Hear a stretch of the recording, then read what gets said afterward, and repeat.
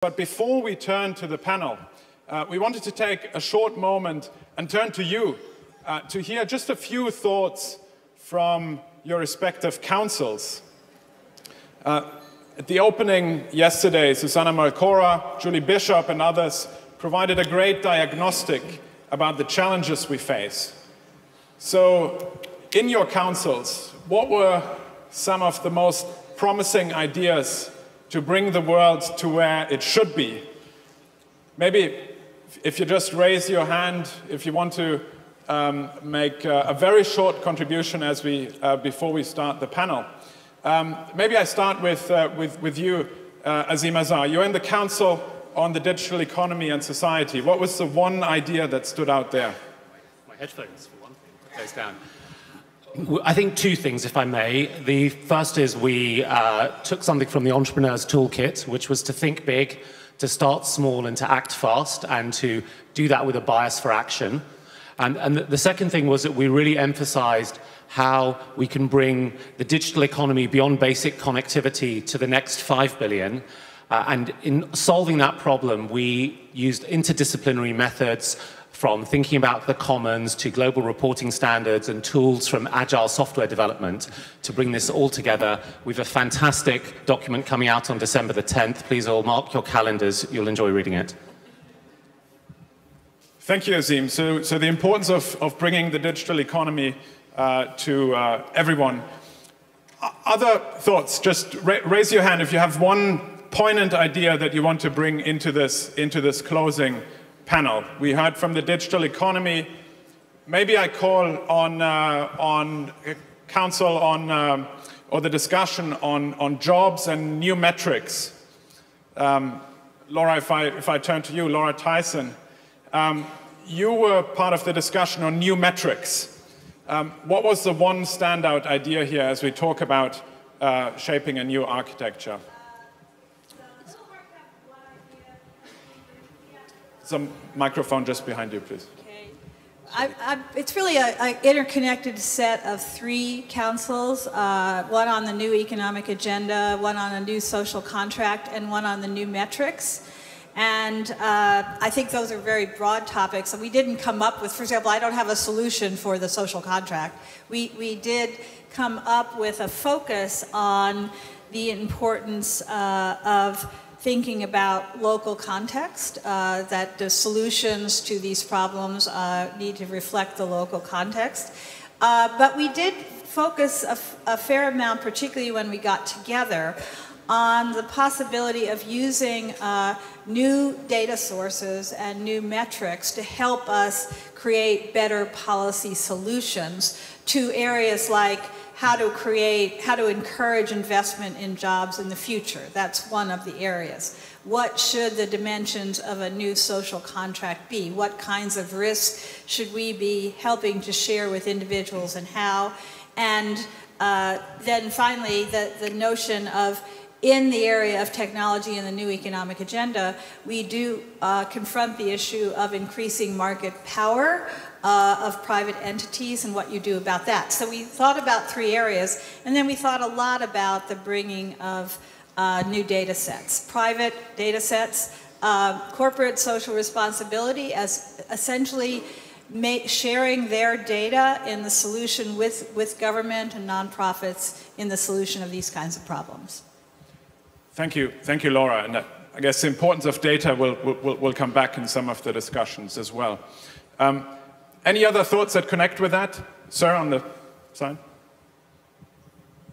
So, Guido Gruschke, I worked in the Cybersecurity Council, and we worked on the topic cyber resilience on the one hand, education and culture, leadership on cyber on the other hand, but one of the big topics was global initiatives on cyber norms, so getting improvement on international standards, laws, to ensure prosperity of the economy in that area.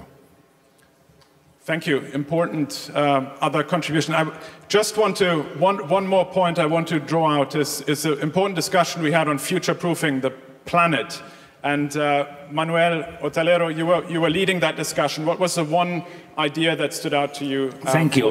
First, it has been a great group. Well-balanced, good discussion. And since the beginning, we have taken decisions. So the first one is that we have changed the name. So it used to be called biodiversity and the bioeconomy. Now it is nature and the economy. And we've been talking about many things. For example, this idea of a new nature economy, the idea of nature-based decisions, not nature-based solution, because that could be a bit tricky, but nature-based decisions, how much we can bring nature into economic, political, scientific, and technological decisions. And also we have identified some specific actions in 4 streams. First, in the international process, how much we can help this idea of a new deal for nature and people, and this idea of a nature action agenda. So using all the impulse of the non-state actors to get that new deal for nature. The second one related to how to build a business case for nature. How can we mainstream biodiversity into different sectors? The third one more related to policies and regulation. And the fourth one in relation to genetic resources code banks. So we have clear things to develop in the next month and a year. Thank you, Manuel. A new deal for nature. I think that's a great segue into the panel. We could go on collecting some of these thoughts, and we will in the weeks and months to come, working with you and your council managers to bring all of this into our discussions. But without further ado, I will hand over this closing panel to my colleague, Børge Brende, President of the World Economic Forum. Thank you, Stefan. Applause to you. Thank you for those contributions. I think this is a good lead into this great closing plenary panel, shaping a new global architecture. We have seen that globalization has brought poverty eradication. It has been bringing growth, economic growth, but also growth in trade. But we also know that it has contributed to a range of complex, interconnected global challenges, and also arising inequalities inside countries. This panel will try to answer and enlighten us on the critical trade-offs leaders will need to weigh up in the next phase of globalization. We have, in my view, a really excellent panel. We have, to my left here, we have Maxim Oreshkin. He is Minister for Economic Development, a Russian federation. We have Helen Clark. She is formerly Prime Minister of New Zealand, 10 years, also administrator of UNDP. We have Roland Paris. He's Professor of International Affairs, University of Ottawa. Also former Foreign Affairs Advisor to Prime Minister Trudeau, and known for having been the thinker behind this Canada back notion. We have Jean-David Leavitt. Jean-David has filled most of the possible positions in France, UN ambassador, US ambassador, advisor for 3 French presidents, G8 Sherpa, and can tell us about more about the multipolar world. Then we also have Hilary Cottam, young global leader, well-known author, just out with her latest book, and is a true thinker when it comes to systemic social change. Let me start with you, Jean-David Leavitt, not only because there are also things happening in Paris today, but also that this globalization has now been followed up with we see a true multipolar world. We've been talking about it, but no, I think we're really seeing it playing out. A multi-conceptual world, I think, also is part of it. How can we make sure that this also leads to peace in the future, because it looks like a quite complex risk picture out there. Well, thank you very much, and congratulations, Børge, for you and all your team for the perfect organization of these 2 days of hard work. Merci bien. Yes, I do think that there are risks, and 100 years after the end of the First World War, it's a good moment to have a look at the perspective. Today, we live in a globalized world, in a globalized economy. That's excellent. It helps growth. It helps eradication of poverty, as you said. At the same time, we had the idea in Europe, in the West, that globalization, in a way, would mean westernization of the world economy, of the world societies. And today, I think we have to revisit this idea, because what we see is quite different. Russia doesn't want to be westernized. It wants to become more Russia and to regain the roots that are so great for Russian civilization and culture, the Russian Empire, and so on. And in a way, it's the same with Turkey. It's the same with Iran. It's the same with India. And it's the same even more with China. And so I think that we are at a moment when there is a risk. The economy is globalized, which means that the value chain is over the world as one, and at the same time, the national pride of these success stories reclaim identity, and it seems to me that this is especially true with China. China is the Middle Empire. China is now the #2, maybe the #1 economy in the world. And China is building its own, maybe not empire, but economic powerhouse. With the integration, it takes the words Belt and Road Initiative, but also the strong desire to make China #1 in key areas like artificial intelligence, like robotics, like life sciences. It's key for a rapidly aging population, but it's key also to build the powerhouse of China. And the risk for me is that we may have slowly emerging not one globalized economy, but an economy based on two huge poles. One would be the Chinese empire, if I may say so, with the Belt and Road Initiative and the integration in the Chinese economy of the neighboring states and all those providing the resources necessary. And the other one would be based on the powerhouse of the United States of America. And what is happening today in the growing confrontation between the US and China may accelerate this risk of two poles emerging in this globalized economy. This is a risk, and this is a risk that we have identified in our panel. Of course, we should not stop at analyzing the risk. We should provide a way forward, and the way forward for us is in the multilateral institutions. They need renovation, modernization. This is especially true for the World Trade Organization. WTO is in bad shape. This is a diplomatic understatement, but we need WTO.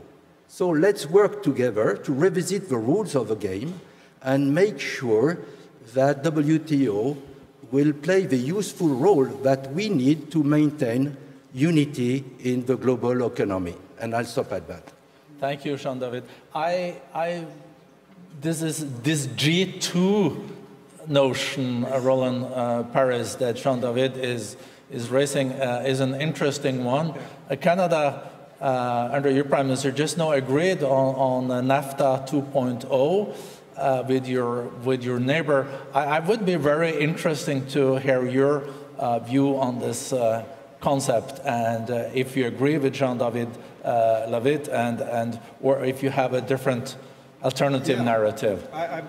Thank you, and I'd be happy to address that. In fact, Canadians are always happy to talk about multilateralism. I think ice hockey is probably number one, but multilateralism is bread and the bone. If we're talking about new global architecture, of course, there are multiple challenges facing the existing global architecture, and Jean-David painted one possible picture of this kind of bifurcation of an international economic order, but we have, as we all know, growing problems, more complex problems, an increased number of actors with the diffusion of power that are relevant to any conversation.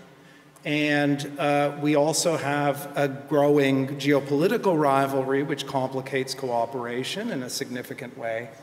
And we have institutions that are, in many cases, either being ignored or incapable of dealing with these problems in the scope of actors who are required to be part of agreements. But my view is that that very same diffusion of power, both to rising countries and to non-state actors, also creates new opportunities for cooperation among new kinds of groupings and partnerships. And in the specific case where an institution is being impeded by or paralyzed by a need for consensus, which is impossible to achieve, that various different kinds of plurilateral discussions might be applicable in many different areas to move those conversations forward. And different kinds of groupings which may also include non-state actors. We already see this in the area of climate change. Thomas Hale, who's here somewhere, an Oxford professor, who was a member of our geopolitics group, which was very ably chaired by Julie Bishop and Paula Dobriansky. He is an expert on these multi-actor coalitions involved in climate change. Think about the meeting that the governor of California held just a few weeks ago, which he hosted and was co-chaired by Bloomberg on behalf of big city mayors, and big cities have been a big part of dealing with climate change, by a major CEO of a major Indian company, and by the Chinese trade negotiator, or a climate change negotiator, with 500 specific commitments. That is already underway. These kinds of models can be explored elsewhere. Jean-David mentioned the WTO.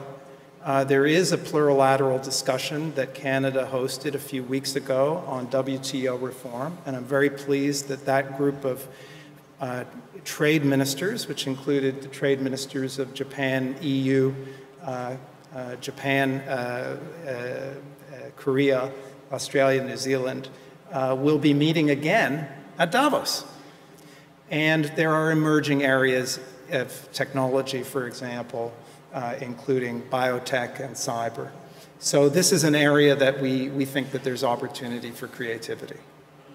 Thank you very much. And as many of you know, the World Economic Forum is the international organization for public-private cooperation, and in plurilateral thinking, as you mentioned also, you need to have the private sector on board if you want to push issues like climate change, nature, but also have dialogue with the private sector when it comes to trade. Helen Clark, an important piece of the way forward for globalization is to make it more inclusive, job creating and basing its development on the fact that we only have one planet, even if we act like we have like 2, 3 of them in reserve. So I would like you to elaborate on this. Well, one of the core principles the WEF operates on is that the way we develop should be inclusive and sustainable. And thank heavens for 2015 and a remarkable coming together of countries around both the new global agenda for sustainable development and around the Paris Agreement, thanks to the fantastic leadership of France in getting us over the line for that. I think the way globalization developed and the compounding impacts of technology did leave a lot of people feeling they were just not part of this. And of course we can say that the world today is richer, better educated, healthier than ever before, but also there's a lot of pretty grumpy people who see that the jobs that they had have gone, their town's not what it was, life's moved on without them. So I think the challenge is really to take the principles of the Agenda 2030 and for governments to accept their responsibilities, private sector to play their role on how we could change the outcomes for people. I think clearly globalization and technology are not going to stop the relentless march forward, but each of us in our responsibilities can play a part in equipping citizens to cope with it better. And I think for governments, they really need to be looking very hard at their education systems, their upskilling systems, their lifelong learning, the foundations of basic security and income, really putting their citizens on the best footing that they can to be able to be included in wherever the global economy and technology are going to go. And I think for the private sector too, we often see the very, very best of it when we come to Davos. We see the engaged global citizens in the private sector who want to get it right, who want zero deforestation in their supply chains, who want a responsible policy towards employees and working conditions and so on. But we need that to be much more widespread than it has been so that globalisation doesn't become a race to the bottom for countries competing for attention, but rather that everyone can be part of a race to the top and enhanced human development. So I think that's really the challenge, to take the agendas that we have and in each of our capacities to make them work for people, because if people feel left behind, they are very grumpy, and I think we see that played out in various political developments around the world. Thank you. A lot of grumpy people, Minister Oreshkin. I don't know what Helen Clark had in mind, but looking at globalization and the inclusiveness and how it has worked out during the last 3 decades. How does this look from your viewpoint?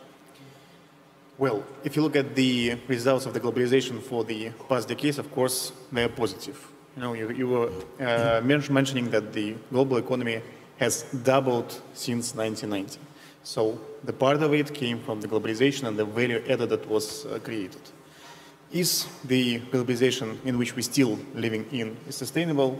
My opinion, definitely not, because if we look back, most of the new value added that was created during that process appeared in just a small number of segments of the global economy. It's the financial sector, it's the sector of large corporations, so it was only a small group of people that was receiving the benefits. It was only the large cities that were mainly getting the benefits, and this is a very big problem, and which already leads, for example, for political turmoil. If you look at the United States, you will find out that, for example, before 1980, when the large cities were developing themselves, they were developing country around them. After that, with the globalization process, large cities continued to develop themselves. They even have accelerated, but they, at the same time, started to develop other countries. And so the areas which stopped growing during that period supported the political change in the United States that we've witnessed in the past couple of years. So the place where we are now, it's the place where we've ended the globalization, I would say 3.0, with deep polarization between the top earners and low earners, polarization between countries, And once again, despite that globalization brought positive result for the global economy, it appeared as a factor behind negative social shifts. For example, we were mentioning the climate change problem, but I believe that in an environment like this, we should more talk about the social change problem rather than climate change problem. Thank you. Hilary, Cottam, you heard Minister Oreshkin was saying that the globalization 3.0, it is not sustainable if we don't see reforms. It has to be also more inclusive, and you've written a lot about the social contract. So, do you agree? And where do you want us, how to fix this inclusiveness issue? Well, this is the big question. I mean, I think the question that I have, that most of us here have, and particularly I'm on the group of agenda councils for the new social contract, the new economy, the new metrics. Our question is, how could we make this next phase of globalization work for everyone, and so that no matter which part of the world you're born in or who you are, you will flourish? And I think that this can only happen by design, which is why I'm calling for a fourth social, or perhaps a fifth social revolution to accompany the fourth industrial revolution. And I say that because I think we need something much more ambitious than a conversation about, well, how could we, make sure that sort of AI doesn't take away too many jobs, or we kind of somehow mitigate the fallout of these kinds of changes. In fact, I think the changes we're going through give us this unique opportunity, really, to kind of enable everybody to flourish, but only if we design the right architecture. And we can see that at the moment we're kind of in this moment of breakdown. Our economies are quite stuck, most economies. Our societies are definitely quite stuck. And the planet, as you said, is very fragile. So I think what we need to do is create a new vision for this century, which would be around a kind of core set of capabilities that every citizen needs to flourish, which would be health, education, community, our capacity to relate to one another. And then we need to recognize actually that we can't fix the old. We could have an argument, for instance, about the WTO, that we had this extremely successful set of institutions after the Second World War, which included these organizations, voluntary organizations like Oxfam, the welfare states that many of us are part of. But I think that the nature of our problems now are so different that these very kind of vertical, industrial kinds of education, health, and so on, can't grapple with the social problems we have today. And that's why I think we need a very different form of horizontal architecture. We need different mindsets, we need different tools, we need different practical examples, so that we can create this new social architecture that we need, really, and that we can integrate a very different social revolution with a new form of industrial revolution. I mean, building on the possibilities, I say, of technology, human potential. We want to participate and make change happen. But at the moment, most of the social architecture we have in every part of the world keeps us out. It doesn't include us, and it doesn't help us resolve those problems collaboratively. And that's what we need to design now. Only here, with the different group of stakeholders we have here at the forum, I think, is this possible. Professor Kawaguchi from Japan at the opening plenary said that these are also domestic issues, because it is, if I understood her right, she said that it is possible to be competitive but still secure quite an egalitarian society if you are willing to use the right tools. Do you agree on this? I certainly agree. I mean, obviously I would take a historical perspective, and what I would say is that in the last industrial revolution, that revolution only fired because we had new welfare settlements. They took different forms around the world, but because we had healthy and educated labor force, because we had good wages and we had demand for the kind of mass consumption products that were produced, we were able to have a really flourishing a third, I would call it fourth, it's very confusing, but the last mass production revolution. Now we need something completely different. But without this kind of new social settlement, I think that this industrial revolution will keep stumbling until we're able to integrate the two, and that's why it's so critical.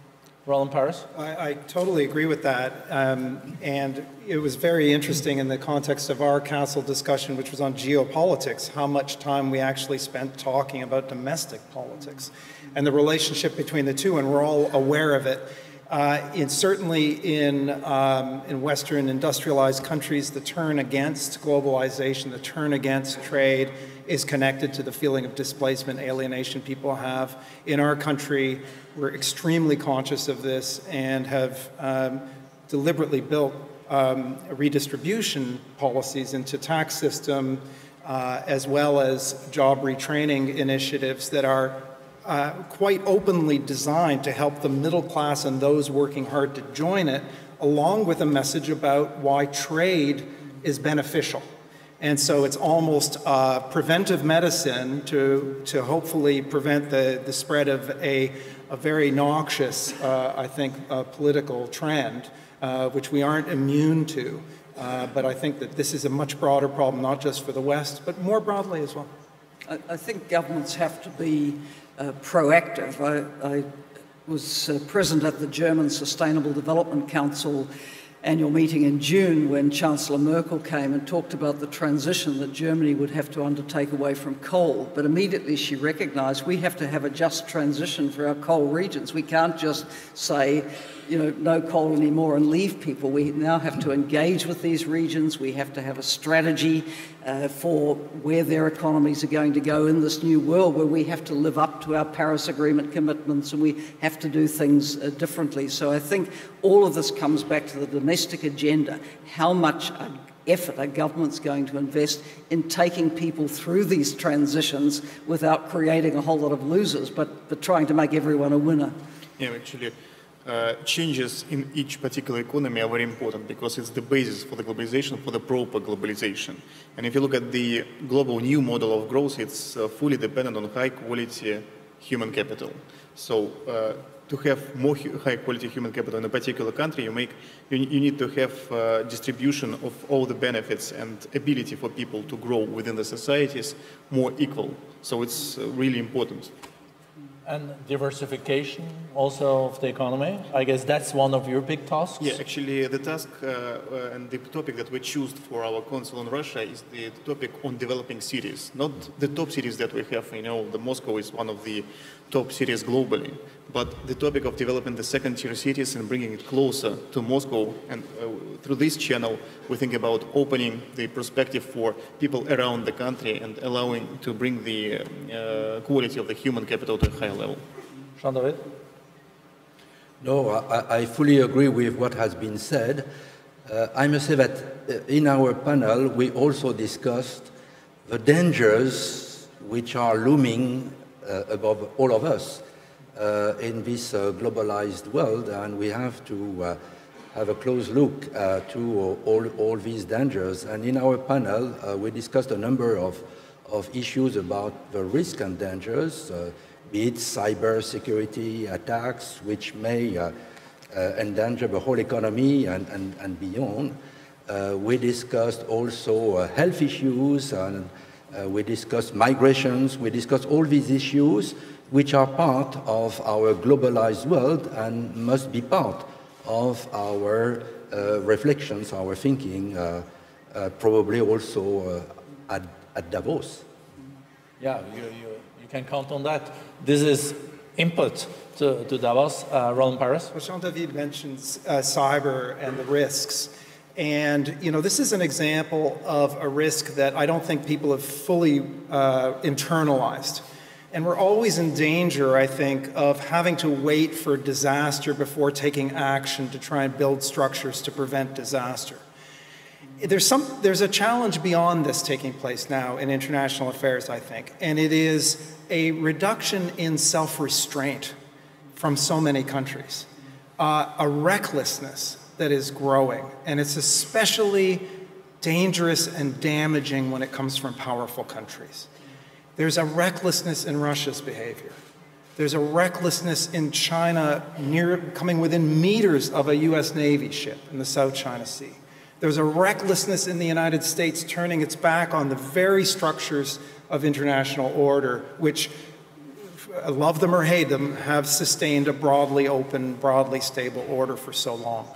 This kind of recklessness and lack of self-restraint is not unlike the recklessness and lack of self-restraint that we saw prior to World War I. I don't want to draw the connection too closely because I don't think that we're facing an imminent war. But, you know, there's a wonderful book called The Sleepwalkers by a Cambridge historian named Christopher Clark. And it's about how European leaders and populations stumbled into war. The difference is now we've seen what happens. We can't sleepwalk. This is a knowledgeable thing that we're doing. We have the possibility to be able to address these issues before they become potentially catastrophic. Jean-David, we have this anniversary in Paris. I have to admit also, for the first time, I have been following international affairs, and especially with base in Europe. You have to reflect that some of the things from the past, for the first time, you think, can this be repeated in the future? And I think this is really what one has to avoid. And are leaders taking the necessary steps to avoid this and sleepwalking? Yeah, sleepwalking in the First World War, and then sleepwalking in a way in the Second World War. Well, what happened 100 years ago was a happy moment, the end of the First World War, but also it triggered what led to the Second World War. So we have to... Related to Versailles? Or? Yes, no. I accept what you said, that is, there was a mishandling of the victory by the victorious nations, and it led to frustrations. It led to the rise of dictatorships and the Second World War. Let's face it. And so our message from our panel is, let's look at the world situation today with open eyes and with the determination to address the issues. Beyond what Roland said, we also discussed in our very rich discussion migration, for instance. It is for us in the European Union a key issue, and it means also that we have to address, beyond the economic weight of the problem of migration, the problem of security. Security in the Middle East. We are here in Dubai, in the place where migration is not only natural, but a key resource to build this magnificent city that is Dubai.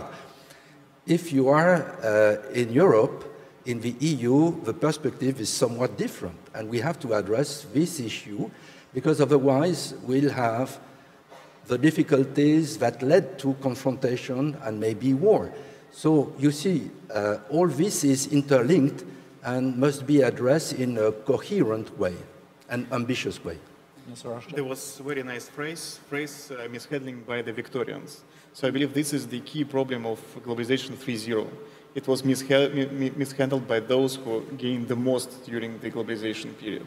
So the Globalization 4.0 should be about rebalancing and proper handling of the situation by those who are on the top of the list. You want to ask to that? Are you turning to me? Yeah, you can... Well, just perhaps coming in on migration. I mean, we have a mismatch, don't we, where Europe has an aging society, Africa has young demographics, but the two haven't found a way to marry their needs so that some of Africa's surplus can be absorbed by the needs of Europe. There's also the issue that a lot of the informal migration, leave aside the forcibly displaced, of whom there are many, but most of the informal migration, you look at the faces of those who are on the boats, overwhelmingly the picture is of young, energetic men who want work, right? So I think looking at it from both ends, Africa is really wanting the investment in its economies and its people, which will supply more opportunity at home. But Europe also has labour force needs that should be met by orderly migration. It's how to marry these two sets of needs, I think, that is is the big challenge between the two continents. There's an old saying, if my neighbour's poor, I'm poor too. Well, you know, I think we're seeing that those tensions played out because we haven't got migration right. But you can marry those needs in two ways. You actually can move jobs towards the Africa, or you will either get the people back to Europe. So if you proper handling the situation, there will be no huge migration flows and the problem. Hilary, Cottam, listening to this discussion, no, it's also moving into it is about the social contract. You saw in your own country, United Kingdom, with the Brexit. There are different interpretations why it ended with a majority for leaving the European Union, but I think there is consensus that is related also to the whole notion of inclusiveness and globalization, and I think at the end also migration. Yes. I mean, I don't want to be the person who's going to explain Brexit because that's, you know, highly contested. But one thing I would say is that my work, I work to build alternative forms of social welfare, and I do that by starting and going to live in communities that are on the margins and working with those communities to build something different. All the communities I work in either don't vote or they voted for Brexit. In the full knowledge that it would bring further chaos, but really not minding because they felt such a sort of antipathy to a system where, in fact, most of the families I work with, for instance, they are in work, but they're paid so little that they're propped up on benefits in order to feed their families. And nobody wants to live like this. And I suppose that's, you know, these stories which I can tell from living and working in different parts of the world, not just Britain, is why I think it's so important that in this moment we show real leadership. We don't try and fix those systems, whether it's trying to make existing health systems more efficient or provide money to people who are on the outside that doesn't allow them to fully participate, or even with education, just puts 20th century education systems online and says, well, we're modernizing. I think instead we have to think completely differently about what we need to provide in order that everyone flourishes. And I think we see this in pockets all around the world. We see innovation, we see companies working in different ways to support their workers. We see different social innovations, but they're very marginal. They don't have enough resource, and most importantly, they don't have an architecture around them that can enable them to grow and move from the margin to the mainstream. And I'm hoping that through these meetings and through the next meeting at Davos, we're going to be able to take the first steps in designing that architecture. Jean-David? Yes, one word about migration, because in Europe, it is probably the number one issue which explains the rise of populism in a number of our countries, if not all our countries. And it is the result of the deep feeling that the governments have lost control, first of the borders of the European Union, and second, of the movement of people. So I agree with what was said. We need a plan first to help countries of origin to develop their economy. And that's what the EU has done, and we will continue to do it in the most ambitious way. But second, we need to better control our borders. In Dubai, in the UAE, you control your borders, and that's good. We need to do the same all over the European Union. But then we need also to better integrate those migrants in our societies. We've been in 2015 confronted with a massive wave of migrants. And 2 years, 3 years later, the movement of migrants are 10% of what they were, but the political consequences are still there. And so it shows that it is of strategic importance that together the governments of the European Union better address this key issue. You know, I was listening both to the migration discussion and what Hilary was saying about the need for a new social contract, and it really goes beyond the countries in which working and middle classes have been dislocated by the effects of globalization. I mean, you think about it more broadly in terms of the welfare, the lives and livelihoods of individuals. We spend a lot of time talking about great power rivalry, about what's happening with Trump, about the relationship between what's happening with Europe and Brexit and what's happening between Russia and China and Russia and the United States. What is often lost in these discussions, even in discussions of climate change, for example, is that it is experienced by individuals in their lives and livelihoods. And if we're talking about creative coalitions involving groups of states and non-state actors and NGOs and the private sector, I think about the example of the Human Security Coalition that Norway and Canada were a part of, and that had an agenda including upholding international humanitarian law and protecting people in those contexts. And the kind of recklessness that is part of this trend towards a lack of self-restraint and a recklessness is put great strain on that. Those are individuals experiencing that. The same thing for journalists. Helen? Well, I think it all comes back to the individual citizen and how they're experiencing these global trends. If your job's gone, if you're told that it's going to have to go because your country's got to meet some global agreement or another, you're going to be grumpy, and we're paying quite a heavy price for that, whether it's Brexit or exit of other great countries from agreements. So I think really the message to governments is take charge of your destiny, invest in your people, be scanning the future, see what lies ahead, see what you can do to improve their position, but be a global citizen as well. I was asked a question for the social media team here, is it possible to be a patriot and a global citizen? And I said, of course, because a patriot should want their country to be an engaged global citizen that's contributing. And you just can't foot it as a country if you're trying to go it alone. Mr. Oreshkin, we have talked now about investing in people, skills, education, health, inclusiveness. All this also costs money. So there is a fiscal side to it. We also, and talking about risks, we see that in a report that was launched today by the World Economic Forum, where we had asked 12,000 business leaders around the world, this fiscal monetary situation that we're faced with was one of the top risks in the sense that we are now 3.7% growth this year. That's not bad globally, but we're seeing the economy slowing.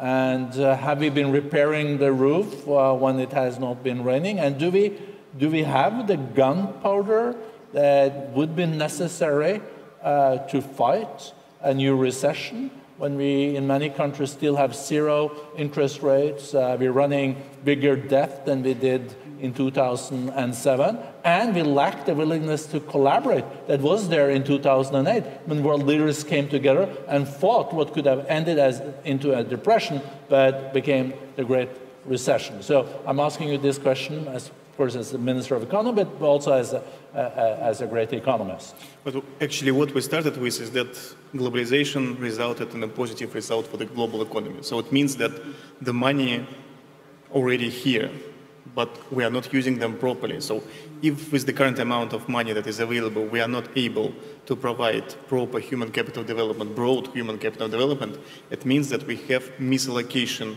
of profit sharing process within the structure of economy. So what I'm trying to tell is that new globalization phase should be about rebalancing, how to use the money that we already have to achieve the results that we are not achieving as of now, the results of inclusive growth, the results of inclusive human capital development. So this is the main story. And in terms of repairing the roof, I believe that we should repair the base of growth and not the roof, because the problem is with the base and not what we have on top.